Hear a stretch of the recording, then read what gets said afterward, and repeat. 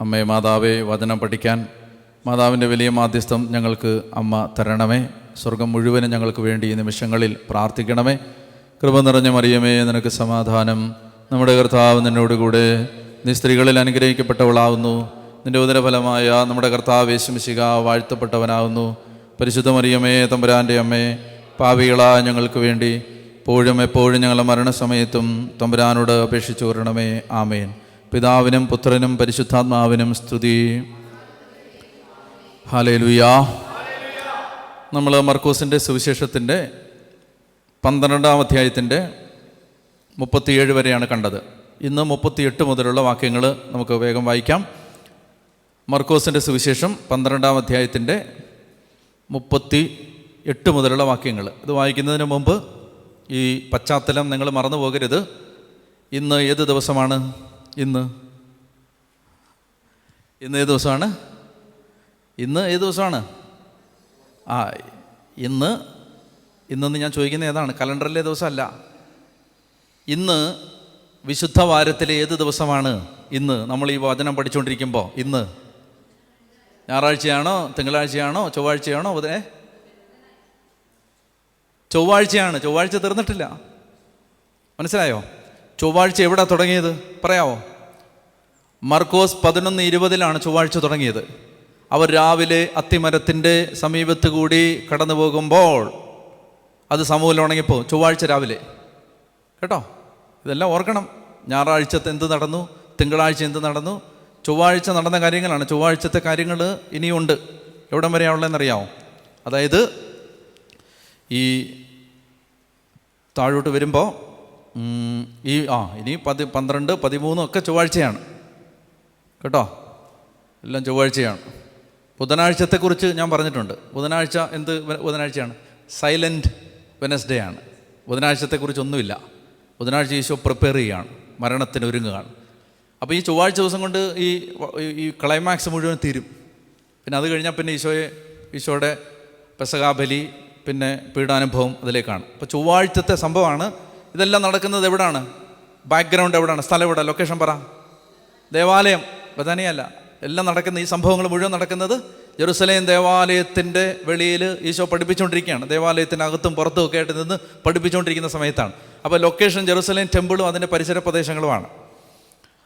അപ്പോൾ അതാണ് തൊട്ട് മുമ്പ് നമ്മൾ വായിച്ചത്. 35 ദേവാലയത്തിൽ പഠിപ്പിച്ചുകൊണ്ടിരുന്നപ്പോൾ യേശു ചോദിച്ചു, ക്രിസ്തു ദാവീദിൻ്റെ പുത്രനാണ്.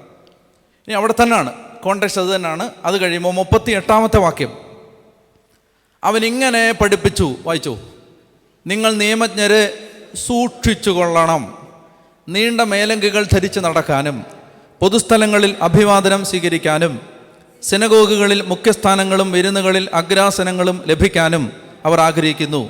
എന്നാൽ അവർ വിധവകളുടെ ഭവനങ്ങൾ വിഴുങ്ങുകയും ദീർഘമായി പ്രാർത്ഥിക്കുന്നുവെന്ന് നടിക്കുകയും ചെയ്യുന്നു. ഇവർക്ക് കൂടുതൽ കഠിനമായ ശിക്ഷാവിധി ലഭിക്കും. എന്നോട് വായിച്ചേ. അവൻ ഇങ്ങനെ പഠിപ്പിച്ചു: നിങ്ങൾ നിയമജ്ഞരെ സൂക്ഷിച്ചുകൊള്ളുവിൻ, നീണ്ട മേലങ്കികൾ ധരിച്ച് നടക്കാനും പൊതുസ്ഥലങ്ങളിൽ അഭിവാദനം സ്വീകരിക്കാനും സിനഗോഗുകളിൽ മുഖ്യസ്ഥാനങ്ങളും വിരുന്നുകളിൽ അഗ്രാസനങ്ങളും ലഭിക്കാനും അവർ ആഗ്രഹിക്കുന്നു. എന്നാൽ അവർ വിധവകളുടെ ഭവനങ്ങൾ വിഴുങ്ങുകയും ദീർഘമായി പ്രാർത്ഥിക്കുന്നുവെന്ന് നടിക്കുകയും ചെയ്യുന്നു. ഇവർക്ക് കൂടുതൽ കഠിനമായ ശിക്ഷാവിധി ലഭിക്കും. നിങ്ങൾ ഇത് വായിക്കുമ്പോൾ നിങ്ങൾക്ക് മനസ്സിലൊരു കാര്യം വരണം. തൊട്ട് മുമ്പ് ഒരു നിയമജ്ഞൻ വന്ന് ചോദിച്ചു. അതിനുശേഷം ഒരു നിയമജ്ഞർ എന്തുകൊണ്ടാണ് ക്രിസ്തു ദാവീദിൻ്റെ പുത്രനാണെന്ന് പറയും നിയമജ്ഞനെക്കുറിച്ച് പറഞ്ഞു. വീണ്ടും നിയമജ്ഞനെക്കുറിച്ചാണ്. ഒറ്റ കൂട്ടരെയാണ് അറ്റാക്ക് ചെയ്തുകൊണ്ടിരിക്കുന്നത്. പക്ഷെ ഞാൻ നേരത്തെ പറഞ്ഞ പോലെ തന്നെ കർത്താവ് അവരുടെ കൂട്ടത്തിലെ നന്മയെ വില കുറച്ച് കാണുന്നുമില്ല. ഇത് നിയമജ്ഞരെ വിമർശിച്ച് പറയുന്ന വളരെ പ്രധാനപ്പെട്ടൊരു ഭാഗമാണ്. മത്തായിയുടെ സുവിശേഷത്തിലാണെങ്കിൽ ഒരു അധ്യായം മുഴുവനുണ്ട്, 23-ാം അധ്യായം മുഴുവൻ. ഇത് ശരിക്കും പറഞ്ഞാൽ കർത്താവ് വിശ്വസിക്കുക നിയമജ്ഞരെ കുറച്ച് മയമുള്ള ഭാഷയിൽ പറയുന്നതാണ് മർക്കോസ് പറയുന്നത്. മത്തായിയുടെ സുവിശേഷത്തിൽ ഇതിനേക്കാൾ രൂക്ഷമായ ഭാഷയാണ്. കർത്താവ് നിയമജ്ഞരുടെ ഒരാറ്റിറ്റ്യൂഡല്ല, പല മനോഭാവങ്ങളെ കുറ്റപ്പെടുത്തുകയാണ്. നിയമജ്ഞരെ സൂക്ഷിച്ചു കൊള്ളണം എന്ന എന്താ അർത്ഥം? സൂക്ഷിച്ചോളണം എന്ന് പറഞ്ഞാൽ എന്താ? അവനെ സൂക്ഷിച്ചോണം എന്ന് പറഞ്ഞാൽ എന്താ അർത്ഥം? അവനെ എവിടെയെങ്കിലും കൊണ്ടുപോയി മുറിക്കകത്ത് പൂട്ടി സൂക്ഷിച്ചോണം എന്നാണോ? അതായത് ആ സൂക്ഷിച്ചോണം എന്ന് പറഞ്ഞാൽ കരുതിക്കോണമെന്നാണ്, ഒരു മുൻകരുതൽ വേണമെന്നാണ്. എന്ത് മുൻകരുതൽ? ഇവർ ഈ സമൂഹത്തിലെ പ്രമാണികളായതുകൊണ്ട് അവർ ചെയ്യുന്നത് പോലെ ചെയ്യാതിരിക്കാൻ ഒരു ജാഗ്രത വേണം. അതാ പറയുന്നത്. കർത്താവ് പറഞ്ഞു, അവർ പഠിപ്പിക്കുന്നതൊക്കെ നിങ്ങൾ അനുസരിച്ചോ, അവരുടെ പ്രവൃത്തികളെ നിങ്ങൾ അനുകരിക്കരുത്. മത്തായി പറയുന്നുണ്ട്. ഇത് വളരെ സൂക്ഷിച്ച് കേൾക്കണം നിങ്ങൾ. എന്താ? അതായത് സമൂഹത്തിൽ ഒരു നേതൃസ്ഥാനത്ത് നിൽക്കുന്ന ആളുകളായതുകൊണ്ട് അവർ ചെയ്യുന്നതാണ് നീതിയുടെ മാനദണ്ഡം എന്ന് ചിന്തിക്കാൻ സാധ്യതയുണ്ട്. മനസ്സിലാവുന്നുണ്ടോ? ഒരു മനുഷ്യനെയും അനുകരിച്ചാൽ നമ്മൾ ദൈവരാജ്യത്തിൽ എത്തില്ല. അത് ഓർത്തോണം. നമുക്ക് ഫോളോ ചെയ്യാനുള്ള നോം ദൈവവചനവും കർത്താവും മാത്രമാണ്. നിങ്ങളൊരു കാര്യം മനസ്സിലാക്കണം. വിശുദ്ധരെ അനുകരിക്കണം, മാതൃകയാക്കണം എന്ന് പറയുമ്പോൾ പോലും ശ്രദ്ധിച്ചോണം, 100% വിശുദ്ധര് പോലും അല്ല നമ്മുടെ അനുകരണ മാതൃക. വിശുദ്ധരുടെ ജീവിതത്തിലെ നല്ല ഗുണങ്ങൾ അനുകരിക്കണം എന്നത് ശരിയായിരിക്കുമ്പോൾ തന്നെ വിശുദ്ധര് പോലും അല്ല 100% ദൈവരാജ്യത്തിൻ്റെ ജീവിതശൈലിയുടെ മാതൃക. അതാരാണ്? യേശു മാത്രമാണ്. അത് നിങ്ങൾ സൂക്ഷിച്ച് കേട്ടോ, ഞാൻ എടുത്ത് വായിക്കണ്ട. നമ്മൾ വിശുദ്ധരുടെ മാധ്യസ്ഥത്തെ സ്ഥാപിക്കാൻ പ്രധാനമായിട്ടും ബൈബിളിൽ നിന്ന് ആത്മാവ് തരുന്നൊരു വചനമാണ് ഹെബ്രായർ 12:1. നമുക്ക് ചുറ്റും സാക്ഷികളുടെ വലിയ സമൂഹമുള്ളതിനാൽ നമ്മെ വിഷമിപ്പിക്കുന്ന ഭാരവും പാപവും നമുക്ക് നീക്കിക്കളയാം. നമുക്കായി നിശ്ചയിച്ചിരിക്കുന്ന ഈ ഓട്ടപ്പന്തയം സ്ഥിരോത്സാഹത്തോടെ നമുക്ക് ഓടിത്തീർക്കാം. കേട്ടല്ലോ? അത് വിശുദ്ധരുടെ മാധ്യസ്ഥത്തിന് നമ്മൾ എടുക്കുന്ന മാതൃകയാക്കുന്ന വാക്യമാണത്. അതായത് എന്തുകൊണ്ട് നിങ്ങൾ വിശുദ്ധരോട് പ്രാർത്ഥിക്കുന്നതാ ബൈബിളിൽ വചനം കിടക്കുന്നത് എന്താണ്? ഞങ്ങൾക്ക് ചുറ്റും സാക്ഷികളുടെ വലിയൊരു സമൂഹമുണ്ട്. അതുകൊണ്ട് ഞങ്ങളെ വിഷമിപ്പിക്കുന്ന ഭാരവും പാപവും ഞങ്ങൾ നീക്കിക്കളയും. എന്താണ്? സ്വന്തം കുടുംബം ഉപേക്ഷിച്ച് ദൈവരാജ്യത്തിന് വേണ്ടി ഇറങ്ങണോ വേണ്ടയോ എന്നൊരാൾ വിഷമിച്ചിരിക്കുമ്പോൾ ഇതാ ഞങ്ങളുടെ അടുത്ത് ഒരു ഫ്രാൻസിസ് അസീസി നിപ്പുണ്ട്. കുടുംബം ഉപേക്ഷിച്ചിട്ടും ജീവിതം ഉപേക്ഷിച്ചിട്ടും തോറ്റുപോയിട്ടില്ല എന്ന് പഠിപ്പിക്കാൻ ഞങ്ങൾക്ക് ചുറ്റും ഒരു സാക്ഷി. ക്രിസ്തുവിന് വേണ്ടി മരിക്കുന്നത് കൊണ്ട് മരിക്കണോ? നമ്മുടെ ചുറ്റും ഒരു ഗീവർഗീ സഹത നിപ്പുണ്ട്. യേശുവിന് വേണ്ടി മരിച്ചാലും ഇന്നും ജീവിക്കും എന്ന് ഓർമ്മപ്പെടുത്തിക്കൊണ്ട് അതാണ് പറയുന്നത്. നമുക്ക് ചുറ്റും സാക്ഷികളുടെ വലിയൊരു സമൂഹമുള്ളതിനാൽ നമ്മെ വിഷമിപ്പിക്കുന്ന ഭാരവും പാപവും നീക്കിക്കളയാം. അതായത് ഭാരം വന്നാലും ഇവരെ നോക്കാം, പാപം വരുമ്പോഴും നോക്കാം. അതെങ്ങനാ? ഇപ്പം ജഡത്തിൻ്റെ പാപമാണ് നമ്മളെ വേട്ടയാടുന്നതെങ്കിൽ നമ്മുടെ മുമ്പിൽ ഒരു ആഗസ്തീനോസ് നിപ്പുണ്ട്, നമ്മുടെ മുമ്പിൽ ഒരു മഗ്ദലന മറിയ നിപ്പുണ്ട്, നമ്മുടെ മുമ്പിൽ ഈജിപ്തിലെ ഒരു വിശുദ്ധ മേരി നിപ്പുണ്ട്.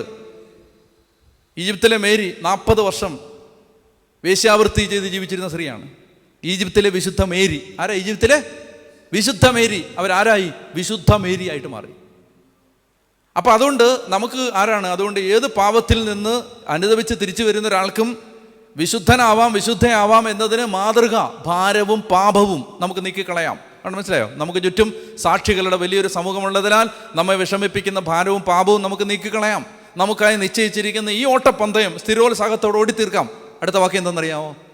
നമ്മുടെ വിശ്വാസത്തിൻ്റെ നാഥനും അതിനെ പൂർണ്ണതയിൽ എത്തിക്കുന്നതിനുമായ യേശുവിനെ മുന്നിൽ കണ്ടുകൊണ്ട് വേണം ഓടാൻ. മനസ്സിലായോ?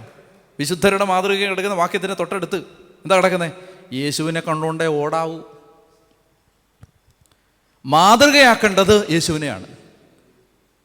വിശുദ്ധരുടെ ജീവിതത്തിലെ ഗുണഗണങ്ങൾ അനുകരിക്കാം, പക്ഷെ പരിപൂർണ മാതൃക, വിശുദ്ധ ജീവിതത്തിൻ്റെ പൂർണ്ണ മാതൃക ആരാണ്? വിശുദ്ധരെ അനുകരിച്ചത് ആരെയാണ്?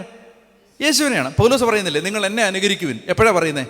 ഞാൻ യേശുവിൻ്റെ ഏതാണ്ട് യേശു പോലെ ആയി, ഇനി എന്നെ അനുകരിച്ചു.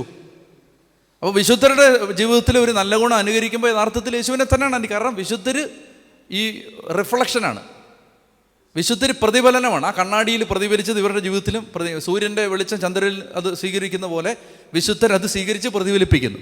അപ്പോൾ യഥാർത്ഥത്തിൽ വെളിച്ചം എവിടുന്നാണ് വരുന്നത്? അത് ഈ സൂര്യനിൽ നിന്നാണ്, യേശുവിൽ നിന്ന് തന്നെയാണ് വരുന്നത്. അതുകൊണ്ട് യേശുവാണ് മാതൃക. അതുകൊണ്ട് പറയുകയാണ്, അധികാര സ്ഥാനത്തിരിക്കുന്ന ആളുകൾ, ഇപ്പോൾ ലോകമൊക്കെ ഇട്ട് നിൽക്കുന്ന ആളുകൾ ഒക്കെ നിൽക്കുമ്പോൾ അവരെ അനുകരിക്കരുത്. ഈശോ പറയുന്നുണ്ട്, അവർ പറയുന്നതൊക്കെ നിങ്ങൾ കേട്ടോ, അവർ പറയുന്ന അനുസരിച്ചോ, പക്ഷെ അവരുടെ ജീവിത മാതൃക നിങ്ങൾ അനുകരിക്കരുത്. കാരണം അവർ അത് പൂർണ്ണാർത്ഥത്തിലൊന്നും ജീവിക്കുന്നൊന്നും ഉണ്ടാവില്ല. അതാണ് ഇവിടെ പറയുന്നത്. സൂക്ഷിക്കണം എന്ന് പറയുന്ന വാക്കിൻ്റെ അർത്ഥം അതാണ്. എന്തുകൊണ്ടാണ് സൂക്ഷിക്കണം എന്ന് പറയുന്നത്? നീണ്ട മേലങ്കികൾ ധരിച്ച് നടക്കാനും പൊതുസ്ഥലങ്ങളിൽ അഭിവാദനം സ്വീകരിക്കാനും സിനഗോഗുകളിൽ മുഖ്യസ്ഥാനം ലഭിക്കാനും വിരുന്നുകളിൽ അഗ്രാസനം ലഭിക്കാനും അവർ ആഗ്രഹിക്കുന്നു. ശ്രദ്ധിച്ചോണം. ഇപ്പം നിങ്ങൾ ഇവിടുത്തെ പിതാവാണെന്ന് വിചാരിക്കുക, ബിഷപ്പാണ്, നീ ഇവിടുത്തെ ബിഷപ്പാണെന്ന് വിചാരിച്ചോ. നീ ഇവിടെ വരുമ്പോൾ എല്ലാവർക്കും കൊടുക്കുന്നതിലും വ്യത്യസ്തമായൊരു കസേര നന്നായിട്ട് വിരിച്ച് നിന്നെ ഇരുത്തുന്നു. അത് പിതാവായിരുന്നു, പിതാവിനെ ഇരുത്തുന്നു. അങ്ങനെ ഇരുത്തുന്ന തെറ്റാണോ? അങ്ങനെ ഒരു കസേര കണ്ടതുകൊണ്ട് പിതാവ് ഒന്ന് ഇരിക്കുന്ന തെറ്റാണോ? അല്ല. പക്ഷെ തെറ്റെന്താണ്? അവിടെ ഒരു കസേര ഇല്ലെങ്കിൽ, അങ്ങനെ എല്ലാം ഒരുപോലത്തെ കസേരയാണെങ്കിൽ എനിക്കെന്തുകൊണ്ടൊരു കസേര വിരിച്ചിട്ടില്ലെന്ന് പിതാവ് പറഞ്ഞാൽ അത് തെറ്റാണ്. അതാണ് ഈ പറയുന്നത്. മനസ്സിലായോ? ഒരു കസേര വൃത്തിയായിട്ട് വിരിച്ചിടുന്നത് നമ്മുടെ അന്തസ്സ്, അത് ആഗ്രഹിക്കുന്നത് തെറ്റ്. വ്യത്യാസം മനസ്സിലായിക്കോണം. അതുകൊണ്ട് നാളെ മുതൽ പിതാവ് വരുമ്പോൾ ഞങ്ങൾ ഒരു പന്ന കസേര ഇടൂ എന്ന് പറയരുത്. മറിച്ച് ഇത് ശരിക്കും മനസ്സിലാക്കണം. മനസ്സിലായില്ലേ? അപ്പോൾ അതുകൊണ്ട് ചില ആളുകൾ പറയുകയാണ് അതുകൊണ്ട് ഇനി അങ്ങനെയൊന്നുമില്ല, ഒരു വ്യത്യാസമില്ല, എല്ലാവരും ഒരുപോലെയാണ്. അങ്ങനെയല്ല, എല്ലാവരും ഒരുപോലല്ല. എല്ലാവരും ഒരുപോലല്ല, വ്യത്യാസമുണ്ട്. ദൈവരാജ്യ ശുശ്രൂഷയിൽ ദൈവം കൊടുത്തിരിക്കുന്ന സ്ഥാനങ്ങൾക്ക് വ്യത്യാസമുണ്ട്. അതുകൊണ്ട് അത് നമ്മൾ മാനിക്കണം, അത് നമ്മൾ അംഗീകരിക്കണം. അതുകൊണ്ട് ഇവിടെ ബൈബിളിൽ പറഞ്ഞിട്ടുണ്ട്, നിങ്ങൾ വിരുന്നുകളിൽ മുഖ്യസ്ഥാനം ആഗ്രഹിക്കാൻ പാടില്ല. ആഗ്രഹിക്കാൻ പാടില്ല, സത്യമാണ്. പക്ഷെ കൊടുക്കണം. നമ്മൾ ബഹുമാനിക്കേണ്ടവരെ ബഹുമാനം അറിയിക്കുന്നവന് ബഹുമാനം, അത് കൊടുത്തോണം. അതിനകത്ത് ഒരു വിട്ടുവീഴ്ചയും ചെയ്യാൻ പാടില്ല. എന്നാൽ നമ്മളിത് ആഗ്രഹിക്കാൻ പാടില്ല. മനസ്സിലായില്ലേ? ആഗ്രഹിക്കാൻ പാടില്ല. ഞാൻ മൗണ്ട് കാർമലിൻ്റെ ബാഡ്ജ് ഇട്ടല്ലേടാ നിൽക്കുന്നത്, നിനക്ക് കണ്ടുകൂടെ, നിനക്കെന്താ എന്നെ ഒന്ന് ഗ്രീറ്റ് ചെയ്താൽ എന്ന് പറയരുത്. ഗ്രീറ്റ് ചെയ്താൽ വാങ്ങിച്ചോണം. ബ്രദറെ പ്രൈസലോ, പ്രൈസലോ, നിനക്കെന്താണ് എന്നോടൊരു ബഹുമാനം ഇല്ലാത്തത്? എന്നെ കണ്ടിട്ട് ആ സ്ത്രീ ഒന്ന് അനങ്ങിയ പോലും ഇല്ലല്ലോ, എന്താണ് അവർക്ക്? അതൊന്നും പറയരുത്. ഞാൻ പറയരുത് കേട്ടോ, അങ്ങനെ ഞാൻ പറയരുതെന്നാ. അല്ല, അത് നിങ്ങൾ കാര്യമായിട്ടൊന്നും ഗവനിച്ചില്ലല്ലോ. അത് ഈ പന്നപാത്രമാണ് എനിക്ക് തരുന്നേ എന്ന് ഞാൻ പറയരുതെന്ന്. മനസ്സിലാവുന്നുണ്ടോ? നിങ്ങൾ തരുന്നെങ്കിൽ വാങ്ങിച്ചോണം, പക്ഷേ നമ്മളതൊന്നും പ്രതീക്ഷിക്കാൻ പാടില്ല എന്നാണ് ഈ പറയുന്നത്. അപ്പോൾ നീണ്ട മേലങ്കി ധരിച്ച് നടക്കാനും പൊതുസ്ഥലങ്ങളിൽ അഭിവാദനം സ്വീകരിക്കാനും സിനഗോഗുകളിൽ മുഖ്യസ്ഥാനം സ്വീകരിക്കാനും വിരുന്നുകളിൽ അഗ്രാസനം ലഭിക്കാനും അവർ ആഗ്രഹിക്കുന്നു. അപ്പോൾ എന്താണ് തെറ്റ്?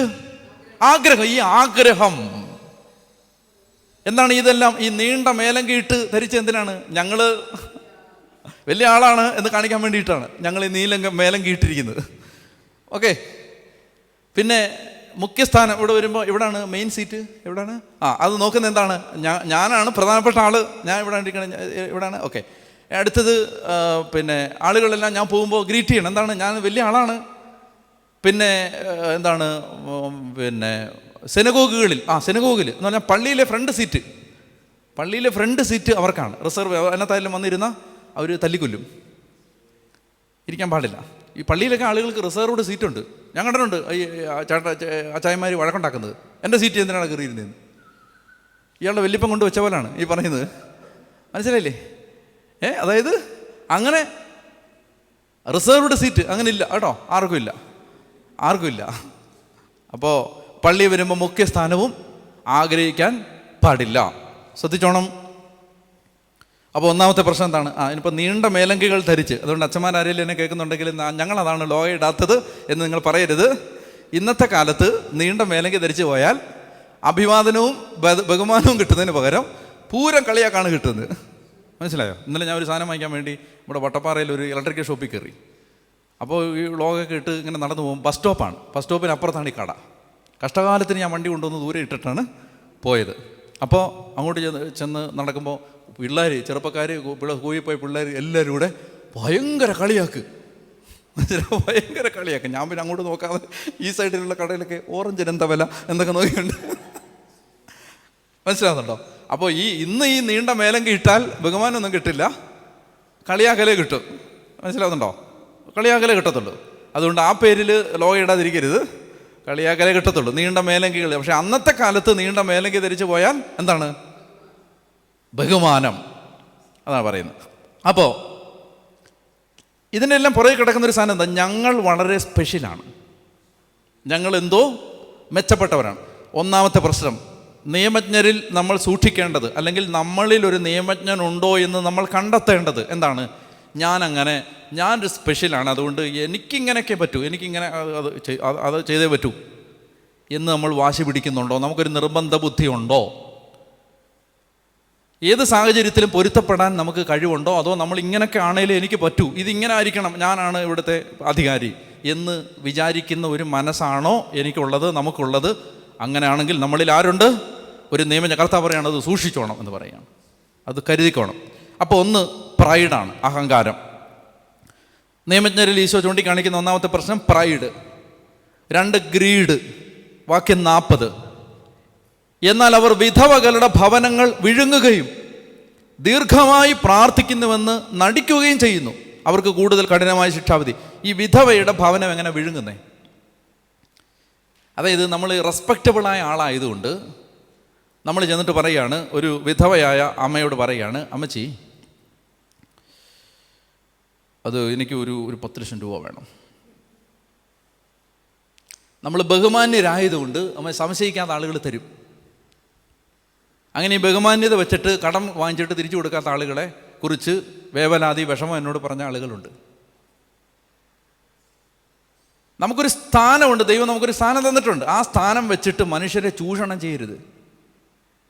അങ്ങനെ ചൂഷണം ചെയ്യുന്ന അനേകം ആളുകൾ ശുശ്രൂഷാ വേദികളിലുണ്ട്. ഞാൻ പാവപ്പെട്ട ശുശ്രൂഷകരുടെ കാര്യം അല്ലി പറയുന്നത് കേട്ടോ. ഞാനിത് പറയുമ്പോൾ നിങ്ങൾ തെറ്റിദ്ധരിക്കും. പാവപ്പെട്ട ശുശ്രൂഷ കാര്യവാങ്ങിക്കുന്ന നിവൃത്തിയില്ലാത്തവൻ എനിക്കൊരു 50 രൂപ തരുമെന്ന് ആരോടും ചോദിച്ച കാര്യം അല്ലി പറയുന്നത്. സ്വാധീനം വെച്ചിട്ട് ദൈവം കൊടുത്തിരിക്കുന്ന ഒരു ശുശ്രൂഷയുടെ ആ വില വെച്ചിട്ട് എന്തു ചെയ്യാണ്? മനുഷ്യരെ എക്സ്പ്ലോയിറ്റ് ചെയ്യുകയാണ്, പറ്റിക്കുകയാണ്, കടം വാങ്ങിച്ചിട്ട് തിരിച്ചു കൊടുക്കാതിരിക്കുകയാണ്, കള്ളത്തരം പറഞ്ഞ് കാശ് വാങ്ങുകയാണ്. അതാ പറയുന്നത്, വിധവകളുടെ ഭവനം വിഴുങ്ങി. മനസ്സിലായില്ലേ? അപ്പോൾ എന്നിട്ട് എന്ത് ചെയ്തു? അപ്പോൾ ഒന്നാമത്തേത് പ്രൈഡ്, രണ്ടാമത്തേത് ഗ്രീഡ്, പിന്നെന്താണ്? അവർ ദീർഘമായിട്ട് പ്രാർത്ഥിക്കുന്നുവെന്ന് നടിക്കുകയും ചെയ്യുന്നു. Show of spirituality, show of. എന്താണ്? അതിൽ കാണുമ്പോൾ മാത്രം എന്താണ്? 10 പേര് ഒരു വണ്ടി വരുന്നുണ്ട്, എന്നാൽ ഇച്ചിരി നേരം ഞാൻ പ്രാർത്ഥിക്കുന്നതായിട്ട് നടിച്ച് കളയാം. അപ്പോൾ അവർ കയറി നോക്കുമ്പോൾ, ഡാനിയലച്ചൻ മുഴുവൻ സമയം പള്ളിയിലാണ്, അയ്യോ എന്ത് പ്രാർത്ഥന. അല്ലാത്ത സമയത്ത് ആരുമില്ല, കറണ്ട് പോയി, ഇനി 15 മണിക്കൂർ കഴിഞ്ഞാൽ കറണ്ട് വരുത്തുള്ളൂ എന്ന് പറയുന്നു. മെഴുകുതിരിയുടെ വെട്ടം മാത്രമേ ഉള്ളൂ, ആര് വന്നാലും കാണാനൊന്നുമില്ല, എന്നാൽ പിന്നെ ഉറങ്ങിയേക്കാം.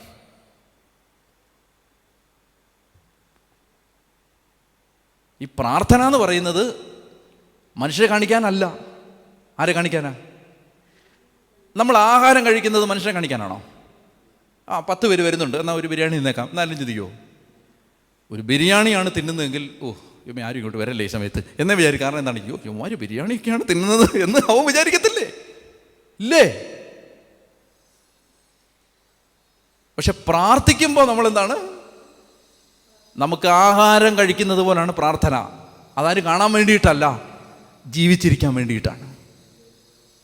പ്രാർത്ഥിക്കുന്നത് എന്തിനാണ്? ജീവിച്ചിരിക്കാൻ വേണ്ടിയാണ് പ്രാർത്ഥിക്കുന്നത്. ഭക്ഷണം കഴിക്കുന്നത് ജീവിക്കാൻ വേണ്ടിയാണ്, കാണിക്കാൻ വേണ്ടിയിട്ടല്ല. അവർ ദീർഘമായിട്ട് പ്രാർത്ഥിക്കുന്നു എന്ന് നടിക്കുന്നേ ഉള്ളൂ, പ്രാർത്ഥിക്കുന്നൊന്നുമില്ല, നടിക്കുന്നു അല്ലേ? ആളെല്ലാം വരുമ്പോൾ ഭയങ്കര പ്രാർത്ഥന, ആളെല്ലാം പോയി കഴിയുമ്പോൾ പ്രാർത്ഥന തീർന്ന് പരിശുദ്ധ പരമദിവ്യകാരുണ്യത്തിൽ പോയി. നമ്മൾ പ്രാർത്ഥിക്കുന്നുണ്ടോ ഇല്ലയോ എന്ന് ആരെയും ബോധിപ്പിക്കേണ്ട. നമ്മൾ ദൈവത്തിൻ്റെ മുമ്പിൽ നമുക്ക് നിലനിൽക്കാൻ പറ്റണമെങ്കിൽ പ്രാർത്ഥിച്ചേ പറ്റൂ. അവർ ദീർഘമായിട്ട് പ്രാർത്ഥിക്കുന്നുവെന്ന് നടിക്കുകയും ചെയ്യുന്നു. അവർക്ക് കൂടുതൽ കഠിനമായ ശിക്ഷാവിധി ലഭിക്കും. 3 കാര്യങ്ങൾ: പ്രൈഡ്, ഗ്രീഡ്, ഷോ ഓഫ്, കാണിക്കാം, കാപട്യം. 3 കാര്യം. എന്താണ്?